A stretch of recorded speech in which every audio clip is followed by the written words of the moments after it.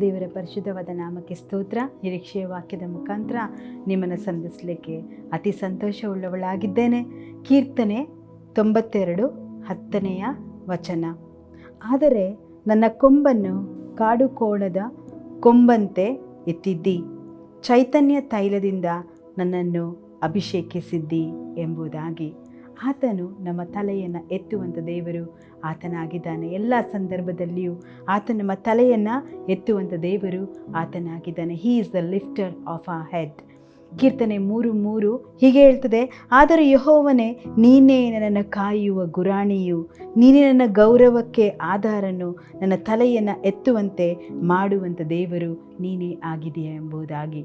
ಅಪಾಯ ದಿನಗಳಲ್ಲಿ, ಅವಮಾನದ ದಿನಗಳಲ್ಲಿ ತಲೆ ಎತ್ತಿ ನಿಲ್ಲಕ್ಕೆ ಆಗದೇ ಇರುವಂತಕ್ಕಂಥ ಪರಿಸ್ಥಿತಿಯಲ್ಲಿ ಸ್ವಾಮಿ ನಮ್ಮ ತಲೆಯನ್ನು ಎತ್ತಿ ನಿಲ್ಲಿಸುವಂಥ ದೇವರು ಆತನಾಗಿದ್ದಾನೆ. ಯಾವ ರೀತಿ ಎಂಬುದಾಗಿ ನೋಡಿದ್ರೆ, ಕಾಡು ಕೋಣದ ಕೊಂಬಿನ ಹಾಗೆ ಆತನು ನಮ್ಮ ತಲೆಯನ್ನು ಎತ್ತಿ ನಿಲ್ಲಿಸುವಂಥ ದೇವರು ಆತನಾಗಿದ್ದಾನೆ. ಬಲಿಷ್ಠವಾಗಿ ಆತನು ನಮ್ಮ ತಲೆಯನ್ನು ಎತ್ತುವಂಥ ದೇವರು ಆತನಾಗಿದ್ದಾನೆ.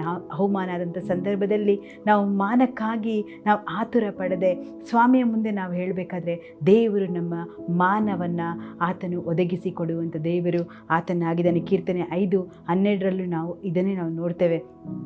ಅಬ್ರಹಾಮನಿಗೆ ದೇವರು ವಾಗ್ದಾನ ಮಾಡಿರುವಂತಕ್ಕಂಥ ಸಂದರ್ಭದಲ್ಲಿ ಆತನಿಗೆ ಯಾವ ಕಾನಾನ್ ದೇಶನೂ ಇರಲಿಲ್ಲ, ಮಕ್ಕಳು ಇರಲಿಲ್ಲ. ಆದರೆ ಆತನು ದೇವರು ಕೊಟ್ಟಂಥ ವಾಗ್ದಾನವನ್ನು ಮಾತ್ರ ಆತನ ನೆನಪಿಗೆ ತಂದುಕೊಂಡು ಆತನು ಹೋದ. ಪ್ರಿಯರೇ, ಆತನಿಗೆ ಆದಂಥ ಅವಮಾನ ಅನೇಕ ಆಗಿರ್ಬೋದು. ಆತನಿಗೆ ಮಕ್ಕಳಿಲ್ಲ ಎಂಬುವಂತಕ್ಕಂಥ ಕಾರ್ಯ, ಮತ್ತು ಆತನು ದೇವರು ಹೇಳಿದಂಥ ಜಾಗಕ್ಕೆ ಆತನು ಹೊರಟು ಹೋಗುವಂತಕ್ಕಂಥ ಸಂದರ್ಭದಲ್ಲಿ ಬಹು ಅವಮಾನಗಳು ಆತನ ಸಂಧಿಸಿರ್ಬೋದು ಪ್ರಿಯರೇ. ಆದರೆ ದೇವರು ಆತನ ತಲೆಯನ್ನು ಎತ್ತಿ ನಿಲ್ಲಿಸುವಂಥ ದೇವರು ಆತನಾಗಿದ್ದಾನೆ. ಅದೇ ನಾವು ಆದಿಕಾಂಡ 15:1ನೇ ವಚನದಲ್ಲಿ ನಾವು ನೋಡ್ತೇವೆ. ಈ ಸಂಗತಿಗಳು ನಡೆದ ಮೇಲೆ ಅಬ್ರಹಾಮನಿಗೆ ದರ್ಶನದಲ್ಲಿ ಯೆಹೋವನು ವಾಕ್ಯ ಉಂಟಾಯಿತು. ಏನೆಂದರೆ, ಅಬ್ರಹಾಮನೇ, ಭಯಪಡಬೇಡ, ನಾನು ನಿನಗೆ ಗುರಾಣಿಯಾಗಿದ್ದೇನೆ, ನಿನಗೋಸ್ಕರ ಅತ್ಯಧಿಕವಾದ ಬಹುಮಾನವನ್ನು ಇಟ್ಟಿದ್ದೇನೆ ಎಂಬುದಾಗಿ. ಅಬ್ರಹಾಮನು ದೇವರು ಕೊಟ್ಟಂಥ ವಾಗ್ದಾನ, ದೇವರು ಕೊಟ್ಟಂಥ ಬಹುಮಾನ, ಅದನ್ನು ನಿರೀಕ್ಷಿಸಿಕೊಂಡ, ಅದನ್ನು ನಂಬಿಕೊಂಡು ಆತನು ಹೋದ ಪ್ರಿಯರೇ. ಅದರಿಂದನೇ ಆತನ ತಲೆ ಎತ್ತಲ್ಪಡ್ತು. ಈ ಸಮಯದಲ್ಲಿ ನಮಗೆ ಒಂದು ಅವಮಾನ ಆದಂಥ ಸಮಯದಲ್ಲಿ, ಅಪಜಯ ಆದಂಥ ಸಮಯದಲ್ಲಿ ಅದನ್ನೇ ನೆನೆಸ್ಕೊಂಡು ನಾವು ಕೂರದಂತೆ ದೇವರನ್ನೇ ನಿರೀಕ್ಷಿಸಿಕೊಂಡು ನಾವು ಜೀವಿಸಬೇಕಾದ್ರೆ, ದೇವರ ವಾಗ್ದಾನಗಳನ್ನು ಕೈ ಹಿಡಿದು ನಾವು ನಿಂತಿರಬೇಕಾದ್ರೆ ಆ ವಾಗ್ದಾನಗಳ ಮುಖಾಂತರ ದೇವರು ನಮ್ಮನ್ನು ನಿಲ್ಲಿಸುವಂಥ ದೇವರು ಆತನಾಗಿದ್ದಾನೆ. ಯಾಕೆಂದರೆ ದೇವರ ವಾಕ್ಯವು ಅದು ಸಜೀವವಾದದ್ದು, ಕಾರ್ಯ ಸಾಧಕವಾದದ್ದು, ಹಿಬ್ಬಾಯಿ ಕತ್ತಿಯಂತೆ ಹದವಾಗಿರುವಂಥದ್ದು. ಎಲ್ಲ ಪ್ರಾಣ, ಆತ್ಮ, ಕೀಳು ಮಜ್ಜುಗಳ ಮಟ್ಟಿಗೆ ಅದು ತೂರಿಗೆ ಹೋಗಿ ಅದರ ಕಾರ್ಯಗಳನ್ನು ಮಾಡುವಂಥದ್ದು ದೇವರ ವಾಕ್ಯವಾಗಿದೆ. ದೇವರ ವಾಕ್ಯ ಅದು ಬಿತ್ತುವವನಿಗೆ ಬೀಜವನ್ನು, ಉಣ್ಣುವವನಿಗೆ ಆಹಾರವನ್ನು ಕೊಡುವಂಥದ್ದು ದೇವರ ವಾಕ್ಯವಾಗಿದೆ. ಆತನ ವಾಗ್ದಾನವನ್ನು ನಂಬಬೇಕಾದ್ರೆ ಆ ವಾಗ್ದಾನದಿಂದ ಜಯ ಉಂಟಾಗ್ತದೆ.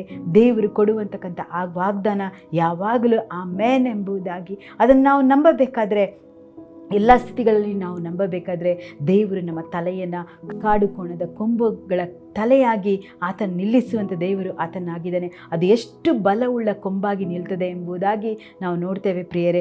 ದೇವ್ರ ನಾಮಕ್ಕೆ ಸ್ತೋತ್ರವಾಗಲಿ. ಯೋಬನು ಸಹ ಎಲ್ಲ ಕಳ್ಕೊಂಡ, ಆದರೆ ದೇವರಿಗೋಸ್ಕರ ಆತನು ಎಲ್ಲವನ್ನು ಕಳ್ಕೊಂಡಿರ್ಬೇಕಾದ್ರೆ ದೇವರು ಅವನಿಗೆ 2 ಆಶೀರ್ವಾದವನ್ನು ದೇವರು ಆತನಿಗೆ ದಯಪಾಲಿಸ್ತಾ. ಪ್ರಿಯರೇ, ದೇವ್ರ ನಾಮಕ್ಕೆ ಸ್ತೋತ್ರವಾಗಲಿ. ಈ ಸಂದರ್ಭದಲ್ಲಿ ಎಲ್ಲ ಕಳ್ಕೊಂಡು ಅವಮಾನದ ಸ್ಥಿತಿಯಲ್ಲಿದ್ದೀರಾ, ದೇವರು ನಿಮಗೆ 2 ಮಾನವನ್ನು ಕೊಡಲಿಕ್ಕೆ ಶಕ್ತಿಯುಳ್ಳ ದೇವರು ಆತನಾಗಿದ್ದಾನೆ. ನಂಬಿಕೆ ಮಾತ್ರ ಇರಲಿ, ನಿರೀಕ್ಷೆ ಮಾತ್ರ ಇರಲಿ, ಕೈ ಬಿಡದೆ ನಡೆಸುವಂಥದ್ದು ಸ್ವಾಮಿ ಆತನು. ಆತನ ಮೇಲೆ ನಾವು ನಂಬಿಕೆ ಇಡಬೇಕಾದ್ರೆ ಆತನ ನಮ್ಮ ನಿರೀಕ್ಷೆಯನ್ನು ಆಶೀರ್ವದಿಸುವಂಥ ದೇವರು ಆತನಾಗಿದ್ದಾನೆ. ದೇವರು ನಮಗೆ ಸ್ತೋತ್ರವಾಗಲಿ. ಪ್ರಾರ್ಥನೆ ಮಾಡೋಣ. ದೇವರೇ, ನಿನಗೆ ಸ್ತೋತ್ರ ಸ್ವಾಮಿ. ಕರ್ತನೆ ಅಪ್ಪ, ಈ ವೇಳೆಯಲ್ಲಿ ಕರ್ತನೆ ಅಪ್ಪ, ಯಾರ್ಯಾರು ನಿನ್ನ ಮೇಲೆ ಆತುಕೊಳ್ತಾ ಇದ್ದಾರೋ, ಯಾರ್ಯಾರು ಅವಮಾನಕ್ಕೆ ಒಳಗಾಗಿದ್ದಾರೋ, ಯಾರ್ಯಾರು ಕರ್ತನೆ ತನ್ನ ಸಂದರ್ಭವನ್ನು ನೆನೆಸಿಕೊಂಡು ಅಪ್ಪ ಅದಕ್ಕೋಸ್ಕರ ವ್ಯಥೆ ಪಡ್ತಾ ಇದ್ದಾರೋ ಸ್ವಾಮಿ ಕರ್ತನೆ, ಅವ್ರಿಗೆ 2 ಮಾನವನ ನೀನು ದಯಪಾಲಿಸುವಂಥ ದೇವರು ಆತನಾಗಿದ್ದಾನೆ. ಕರ್ತನೆ, ನೀನೇ ಅವರ ಗೌರವಕ್ಕೆ ಆಧಾರನು. ಯಾಕೆಂದರೆ ನಿನ್ನ ಮಕ್ಕಳು ನಿನ್ನ ಮೇಲೆ ನಂಬಿಕೆ ಇಡಬೇಕಾದ್ರೆ, ನಿನ್ನ ಮೇಲೆ ಅಪ್ಪ ಯೇಸುವೆ ಕರ್ತನೆ, ನಿನ್ನ ಮೇಲೆ ನಿರೀಕ್ಷೆ ಇಡಬೇಕಾದ್ರೆ ನೀನೊಬ್ಬನೇ ಅವರ ಪಾಲು ಆಗಿದೆಯಾ ಕರ್ತನೆ. ಅದಕ್ಕಾಗಿ ಸ್ತೋತ್ರ. ಅವರನ್ನು ಬಲಪಡಿಸು ಸ್ವಾಮಿ. ಲೋಕದಲ್ಲಿ ಕರ್ತನೆ ಅಪ್ಪ, ಅವರಿಗೆ 2 ಮಾನವನ್ನ ಅಪ್ಪ ಅವರಿಗೆ ದಯಪಾಲಿಸುವಂಥ ದೇವರು ಸ್ವಾಮಿ. ಅವರು ಯಾವ ಜಾಗದಲ್ಲಿ ಅವಮಾನ ಹೊಂದಿದ್ದಾರೋ ಸ್ವಾಮಿ, ಅದೇ ಜಾಗದಲ್ಲಿ ತಲೆ ಎತ್ತುಕೊಂಡು ಅವರು ಓಡಾಡುವಂತೆ ಕರ್ತನೆ ನೀನು ಕೃಪೆ ಮಾಡಬೇಕಾಗಿ ಎಲ್ಲ ಪ್ರಾರ್ಥನೆಗಳು ಯೇಸುವಿನ ಹೆಸರಲ್ಲಿ ಬೇಡಿದ್ದೇವೆ ತಂದೆಯೇ. ಆಮೇನ್ ಆಮೇನ್.